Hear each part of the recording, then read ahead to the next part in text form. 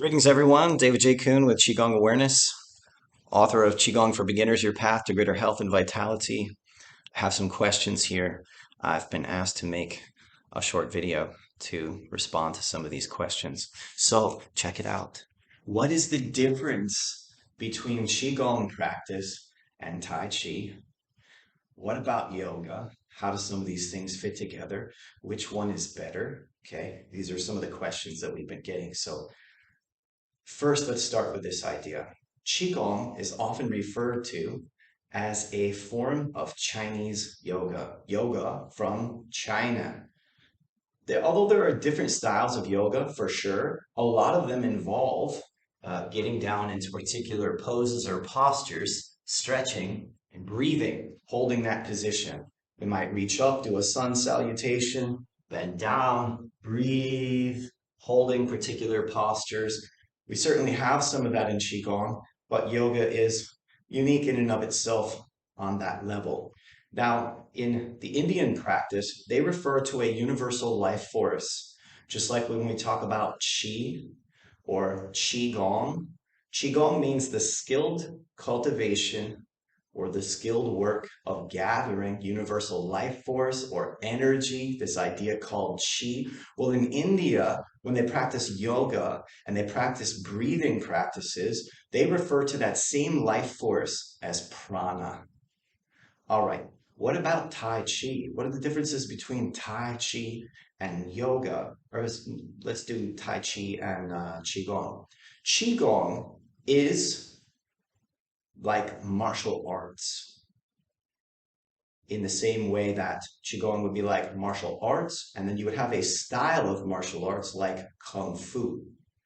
So Qigong is like the mother art, and then underneath that mother art, there is a style. It's one of the most popular forms of Qigong, and it is called Tai Chi. Now, Qigong and what it is gets a little complicated on the level that it does because there are like 3,000 different styles of it, which is crazy.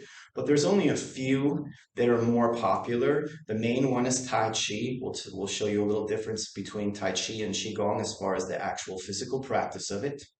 And there are other styles. One of the most popular Qigong styles is a style called the Eight Brocades. This is like the second most popular form of Qigong, and it's a form of medical Qigong. And in medical Qigong practices, we target specific organs and places in the body, certain acupuncture meridians to bring healing to certain things that are going on in our body. Whereas with Tai Chi, there is a one continuous movement of a practice like a form. It's actually considered to be a martial art and has applications in some schools of the martial practice. And it stays moving, one continuous form. And I'm not actually doing an exact form. Typically, there's a tradition of like 108 movements, for example, or 24 movements, but the movement is similar to this, okay? But it also moves around the room, like the form keeps going, keeps going, keeps going. Qigong practice is typically done in your space, right here, like on a yoga mat without a yoga mat. So we're practicing like breathing, for example, reaching up, holding or uplifting the sky. This one is called I exhale. This is coming from that popular set that I refer to as the Eight Brocades. Good for the shoulders, good for opening up the spine, increasing vitality and energy. I exhale. I go to one of the next movements. I inhale. Circulate the chi through my belly. I exhale, going down the acupuncture meridians of the bladder, which run down behind the legs. I go around to the outside of the feet if I can, or I go to the outside of my knees and my legs. I trace the inside coming up. Inhale. This is where the kidney meridians run. I exhale.